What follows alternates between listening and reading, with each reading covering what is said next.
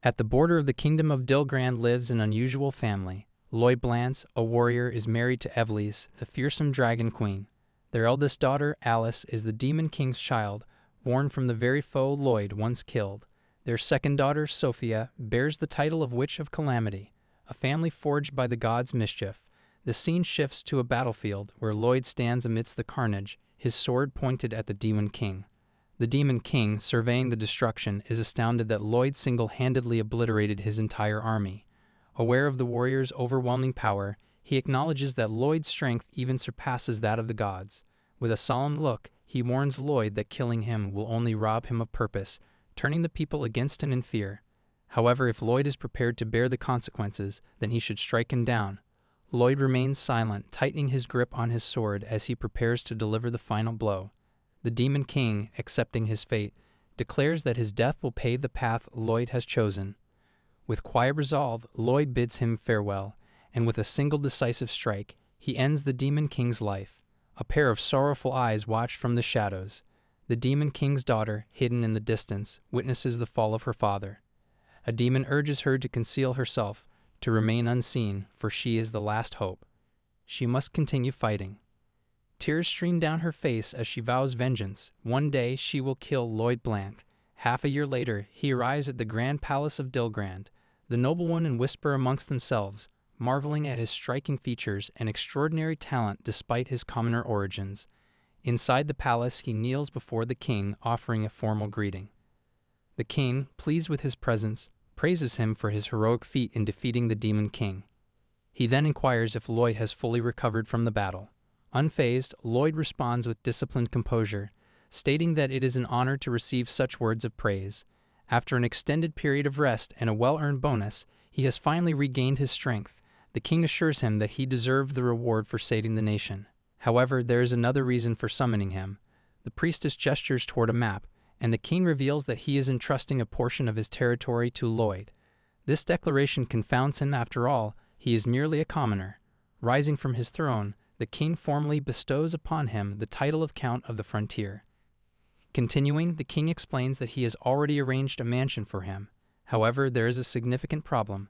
The territory granted to him contains high-quality iron mines, yet in recent years it has become overrun with dangerous monsters. A battalion was dispatched for their subjugation, but none of the soldiers returned alive. The king issues a direct order: Lloyd must annihilate the creatures. Like a machine built for war, Lloyd obeys without question and departs without hesitation. Once he is gone, the king exhales heavily. The priestess, sensing unease, questions if this is truly the right course of action. The land assigned to Lloyd is nothing but barren wilderness. What if he complains? Chuckling, the king dismisses the concern, stating that Lloyd will not protest. The warrior desires nothing. As long as he can live, he is content. However, there is a far graver reason for sending him there. The Dragon Queen dwells in that land. She is an immortal being, capable of annihilating an entire kingdom in a single night. Even the Demon King was powerless against her. If there exists a foe Lloyd cannot overcome, it is her. Did he send him there to meet his demise? The king's face turns serious. Yup, he snarls, anger evident in his tone. Right from the get-go, he wanted the Demon King and Lloyd to wipe each other out. But Lloyd came out on top, too strong for his own good. A man with that kind of power is basically a walking disaster waiting to happen. His job is done, his power is obsolete. If he sticks around, he might just bring about the end of the world. The Terminator plan will end with the hero biting the dust. Lloyd Blance must be eliminated. 1 month passes. Lloyd sits inside a carriage, gazing at the passing landscape. A quiet realization settles in his mind. He has been cast out. As expected, the king fears him. This was inevitable. If he were in the king's position, he would have done the same. His thoughts drift back to the past, to the moment that led him down this path. Perhaps this was all predetermined that day, the day he chose to participate in the body modification experiment. His parents had perished early, leaving him alone in a world that saw him as nothing more than a troublesome existence. He had long abandoned the search for meaning, yet on that fateful day he raised his hand, not out of ambition or desperation, but simply to feel needed. The experiment is a success. After countless failures, their creation finally meets expectations, and the king will be pleased. But with the Demon King slain, Lloyd, immensely powerful yet unwanted, is cast aside, left to question his existence. As he rides in silence, the driver breaks his thoughts, explaining that the road ahead is treacherous and there's no grass left for the horses. Lloyd understands, thanks the driver for bringing him this far, and steps out to continue on foot. A horse has been prepared for him, but the distance is manageable, so he does not complain. The driver, sensing the ominous nature of the place, believes it best to leave immediately. Yet when he turns back to check on Lloyd, he finds himself stunned and Lloyd has vanished without a trace. At Mount Rotbyre, inside a vast and dark tunnel, Lloyd moves forward with steady steps. He notes that, upon entering the city, he brought only light armor with him. It does not concern him. Instead, his thoughts drift to the sheer size of this place and the unknown creature lurking within its depths. A voice suddenly echoes through the tunnel, demanding to know his purpose. From the darkness, a colossal dragon emerges, its gaze sharp and commanding. The beast declares its dominion over this land, introducing itself as the Dragon King. Observing its massive form, Lloyd briefly wonders how such a being fits within these confines. The dragon regards him with amusement, questioning whether he is so terrified that he cannot even muster a response. Unfazed, he meets its gaze with chilling calmness and states that fear is a concept long forgotten. He asserts that this land does not belong to the dragon, but rather to the Delagran kingdom. The dragon scoffs at his words, warning him that if he values his life, he should turn back immediately. However, Lloyd remains unmoved, drawing his sword without hesitation. A booming laugh erupts from the dragon before she unleashes a torrent of fire, engulfing him entirely. Yet as the flames subside, Lloyd remains standing, unscathed. The dragon's eyes widen in disbelief at the sight of him resisting its flames. With an unwavering tone, he explains that he is protected by an energy barrier. When she demands to know how such a thing is possible, he states that he is a special case, cursed beyond ordinary comprehension. Enraged, she swings her massive tail with the intent to crush him. However, with a single effortless motion, he halts the forceful attack, gripping it with one hand. Her shock deepens, unable to fathom how a mere human could block her power so easily. She questions his true nature, uncertain whether he is even human. Without a trace of emotion, he replies that he does not know the answer himself. Deciding that further conversation is meaningless, he tosses his sword aside, deeming it unnecessary. Clenching his fist, he delivers a devastating punch, sending the dragon hurtling into the tunnel wall. The impact is immense, shaking the very foundations of the cavern as a pained groan escapes the beast. Smoke and dust rise, yet Lloyd strides forward through the haze with an unyielding presence. For the first time, she feels something foreign fear. As she gazes into his cold, indifferent eyes, he remarks that he has lost count of how many times he has seen that same terrified expression. Once more, he asks if she will leave, promising not to pursue her if she chooses to retreat. However, the dragon refuses, declaring that she will never surrender to a human. Instead, she urges him to end her life. His gaze does not waver as he questions why she did not fight seriously. Her flames and attacks were easy to evade, and had he simply stepped back, he would have exited the tunnel without harm. She did not fight with the intent to kill, but merely to drive him away. The dragon refuses, calling him delusional, and once again commands him to strike her down. She shuts her eyes, bracing for the inevitable. Yet the final blow never comes. Instead, he turns and walks away. He states that the king ordered him to kill the dragon to prevent further casualties, but since she has done nothing wrong, that order no longer holds meaning. Confused, the dragon demands to know why he spared her. The corpses of dragons are treasures beyond compared to humans, and she questions whether such a valuable prize does not tempt him. Without hesitation, he replies that with her corpse, he could buy a country, but he cares nothing for such luxuries. He has already killed enough, and no longer wishes to take another life. A long silence lingers before the dragon finally asks what happened to him. He reveals that he was ordered to eliminate the Demon King and accomplish the task single-handedly. Yet, instead of being honored, he was deemed a threat to humanity. Now he believes the order to kill the dragon was merely a ploy to ensure his own demise, either by her hand or through mutual destruction. A shiver runs through the dragon, questioning why he would accept such an order. With an empty expression, he explains that he has nothing, no family, no lover. He is nothing more than a tool discarded by those who no longer need him. His existence is meaningless, and he resents it. Turning away, he states that the dragon is free to remain in this place, and that his task here is finished. With that, he bids farewell and prepares to leave. Before he can take another step, the dragon stops him. Without warning, its massive form shifts. The towering beast disappears, replaced by a woman. She introduces herself as Evelise. For the first time, Lloyd's composure falters. He stares at her, momentarily stunned by the transformation. She asks him what his name is. Then, taking his hand in hers, she speaks his name for the first time. Without hesitation, she proposes and asks him to live with her. Lloyd has slain the Demon King and saved humanity, earning the title of hero. However, the king, fearful of his overwhelming power, banishes him to a desolate land under the pretense of a mission. Ordered to slay the Dragon King, the true intent is for both him and the dragon to perish in the ensuing battle. Without complaint, Lloyd accepts his fate, for fulfilling orders is the only purpose he has ever known. But then he meets her. She introduces herself as Evelise. For a moment she hesitates, then gathers her resolve and asks him to come with her to live together. Inside the tunnel, Lloyd keeps staring at her, and she takes note of it, assuming he must be mesmerized by her beauty, unable to resist her charm. However, he remains indifferent and instead questions whether in this form she is capable of leaving the tunnel. Her expression shifts to shock as she asks if he truly feels nothing toward her. He appears momentarily confused, admitting that perhaps he does. She immediately calls him a liar, stunned by the fact that he does not seem to recognize her beauty. Lloyd, unfazed, then inquires about what she means by living together. Evelise, caught off guard, blushes at the question. She reminds him that he mentioned not having a family and finds it embarrassing to repeat herself. He watches her closely, asking if she cannot say it aloud. He reassures her that he is simply curious, though he will not force her to answer, and he turns to leave. She stands there, stunned, before hurriedly telling him to stop.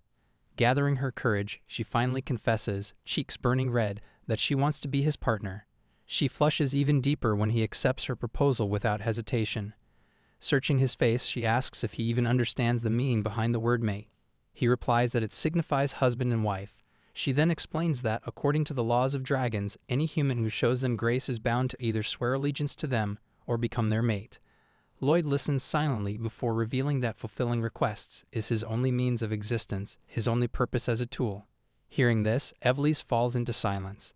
Lloyd then mentions a nearby mansion, assuring her that they will be fine living there. However, she stops him before he makes his decision, insisting that he hear her out. With a somber expression, she begins to recount her tale. Once dragons thrived in this land. During those times, she encountered a human who had collapsed, and out of kindness, she helped him. The man, upon regaining consciousness, did not fear her. In gratitude, he proposed that they become friends. His kingdom, too, welcomed the dragons, and a temporary alliance was formed. The dragons, in turn, watched over the borders, protecting trade routes. Under their guardianship, the country flourished, basking in prosperity and peace. Those golden days passed quickly. Then, one fateful day, as had become custom, the humans presented them with gifts. As always, the dragons partook in the offerings without suspicion, only to be betrayed. Poison seeped into their veins, and darkness overtook them. When Evelise regained consciousness, her kin lay lifeless around her. Humanity, having secured its peace and prosperity, no longer had need for dragons. Their bodies, their land, their very existence had become nothing more than a resource to be harvested. The betrayal was absolute. After that, she remembers nothing but flames, flames that devoured everything in their path. At that time, she questioned whether the commoners had known of this treachery. At the very least, she was certain the children had no part in it. And yet, the forest burned, reducing all to barren wasteland. From that day forward, she became known as the cruel Dragon King. Her crime was allowing her people to perish. To atone, she exiled herself, choosing solitude as her punishment. Now, after all those long, lonely years, a man capable of killing her has appeared. And yet, he spared her life. With trembling eyes, she looks at him and declares that she is tired of this self-imposed suffering. She calls him her compatriot, her voice breaking as she pleads, if he refuses to kill her, then let him live with her. Without hesitation, Lloyd agrees once more. Evelise trembles, searching his face for understanding. She asks if he even heard what she just said. He appears genuinely confused, calmly reminding her that fulfilling what is requested is his only way to exist. If he is what she needs, then he will devote his life to completing that purpose. Without emotion, he calls her his wife. Tears spill from her eyes, and through her sobs, she calls him her husband. Lloyd remains unaffected as he watches her sudden shift in demeanor. With quiet observation, he asks if she has changed her personality. Frustrated, she admits that she had only acted that way to drive him away. He nods, offering an apology before stating that they should leave now. She blinks in surprise and asks where they are going. Without a word, he lifts her into his arms and moves swiftly through the tunnel. She protests at first, demanding to know their destination. His reply is simple: they have almost arrived. Soon, they stand before the mansion. He informs her that this will be their home from now on. Without wasting time, he suggests they choose a room first. She tells him to call her Eve and then hesitantly asks if he could show more affection. He considers her request before asking if his current demeanor is sufficient. She ultimately accepts it, smiling softly as she tells him that, since they are husband and wife, he must ensure her happiness. Later, inside his bedroom, Lloyd sits in silence. He exhales deeply, trying to grasp the reality before him. He has a family now. The thought feels surreal. He wonders if this is his reason to live. Then doubt creeps in. Does he even deserve this? He failed to protect those dear to him before. A knock at the door interrupts his thoughts. He tells her to enter. The next morning, outside by the well, he sits in quiet contemplation when a loud, repeated hitting sound disrupts the silence. He turns toward the source of the noise, his expression puzzled, and finds Evelise furiously striking the ground. Confused, he watches for a moment before asking why she has been doing this for so long. Enraged, she curses at him, her frustration spilling over as she reveals the reason for her outburst. Last night had been their first night together. They had shared the same bed, and yet he had simply slept. Seething, she demands to know if he is even a man. Lloyd thinks for a moment before calmly responding that he cannot believe he slept so soundly. They were together the entire time, yet he had not felt even the slightest tension. Evelise's face burns with mortification. Yelling in exasperation, she clarifies that she is not talking about the bed. She had humbled herself in such a way, yet he had done nothing. Furious, she swings her hand to hit him, but he effortlessly catches her wrist. With an unwavering gaze, he asks her to clarify, what exactly did she want him to do? Her blush deepens, her flustered state making it difficult to form words. Struggling to maintain composure, she stammers before finally managing to ask if they should not engage in what husbands and wives are supposed to do. Lloyd, still unfazed, tilts his head slightly. He asks what that is. Her face turns crimson as she blurts out the answer, mating. His eyes remain fixed on her as she averts her gaze, and after a brief silence, she hesitantly asks if he truly does not understand the meaning of the word. He replies that he does. In fact, he knows what it entails. However, he also knows that such an act is typically shared between couples in love. With a calm, measured voice, he then poses a question: does she love him? Evelise freezes, her entire face now burning. Embarrassed, she stammers, asking if that is truly the law among humans. Lloyd observes her reaction and casually notes that her face is completely red. Maintaining his unshaken demeanor, he continues, stating that if she desires it, then it is a husband's duty to fulfill his wife's wishes. With that, he declares that they should mate now. Overwhelmed, Evelise gasps, her fluster reaching its peak. Without another word, she abruptly takes to the skies, fleeing in a flurry of wings. From above, her voice echoes back at him, calling him an idiot. Yet after a moment, she relents, acknowledging that since their bond was decided by dragon law, they should also adhere to human customs. They decide to wait until true love blossoms between them. Lloyd silently nods in agreement, letting her go off to cook. As he sees her fly away, he sighs, knowing that being a husband is way more challenging than battling the dreaded Demon King. When the meal is served, Lloyd stares at his plate in stunned silence. Before him lies a whole, uncooked chicken alongside a collection of rocks. He glances up at her and asks what it is. Evelise, completely unfazed, replies with a bright expression that it's her favorite. He picks up one of the minerals, attempting to bite into it, but quickly finds that it is impossible. Realization dawns on her as she watches his struggle. Humans cannot eat rocks. Without hesitation, she urges him to try the fresh chicken instead. He takes a bite but quickly notices that it is still raw. Calmly, he informs her of this fact. Evelise tilts her head then, as if finding a simple solution, asks if he would like her to fix it. Before he can respond, she takes a deep breath and exhales a burst of fire onto the meat. When the flames subside, the chicken is now completely charred. Dumbfounded, he silently stares at the burnt remains. Regardless, he picks it up and begins eating. Evelise watches him closely before hesitantly taking a bite herself. A moment later, she frowns. She admits bluntly that it's bad. Lloyd, however, continues eating as though the taste does not matter. Perplexed, she asks why he finds it edible.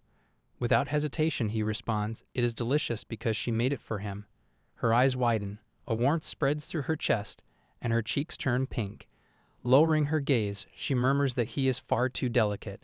She then questions herself, can she really allow him to continue eating such terrible food? No, she refuses to let this be.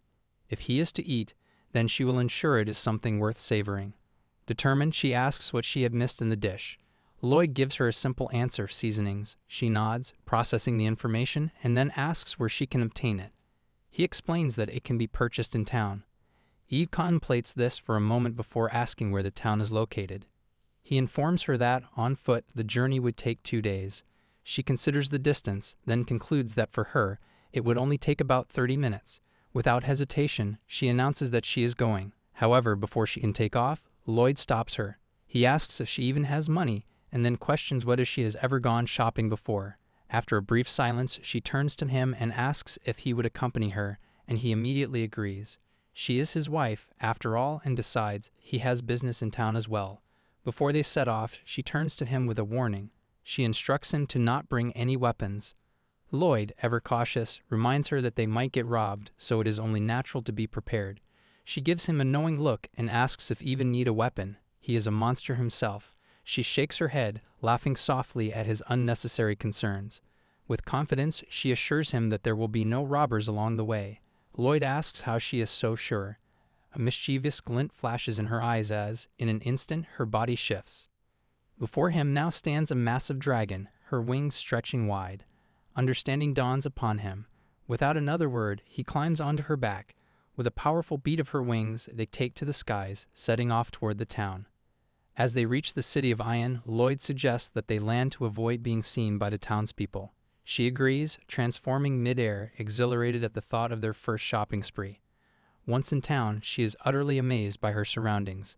As they pass by a restaurant, she remarks on how delicious the meat looks. The shopkeeper, pleased by her keen eye, acknowledges her compliment.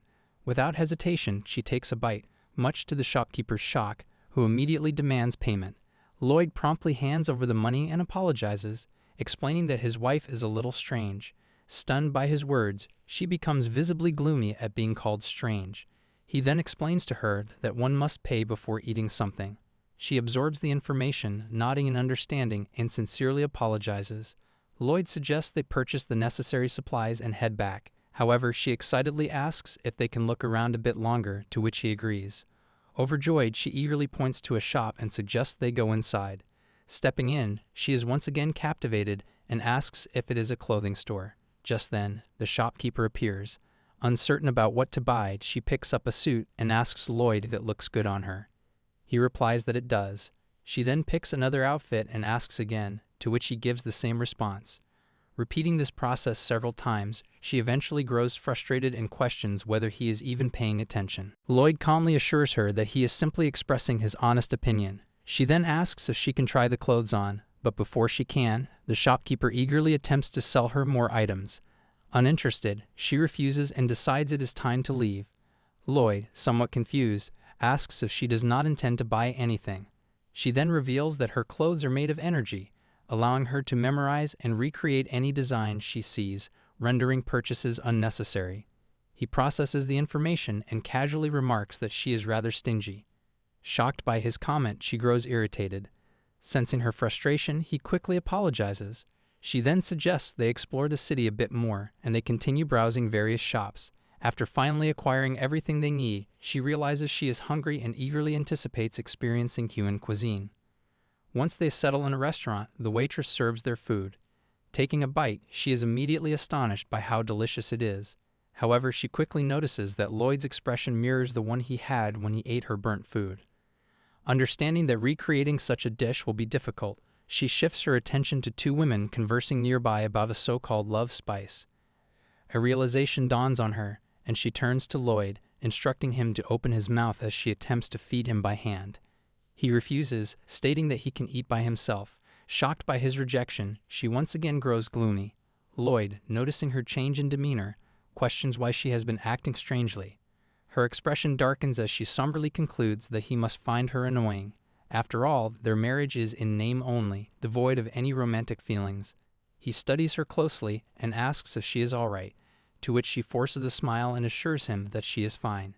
Suddenly, commotion erupts nearby. A man angrily berates a store owner and his wife. accusing them of serving him bad wine. The man tells him to let his wife go, but he doesn't and throws the bottle on his head.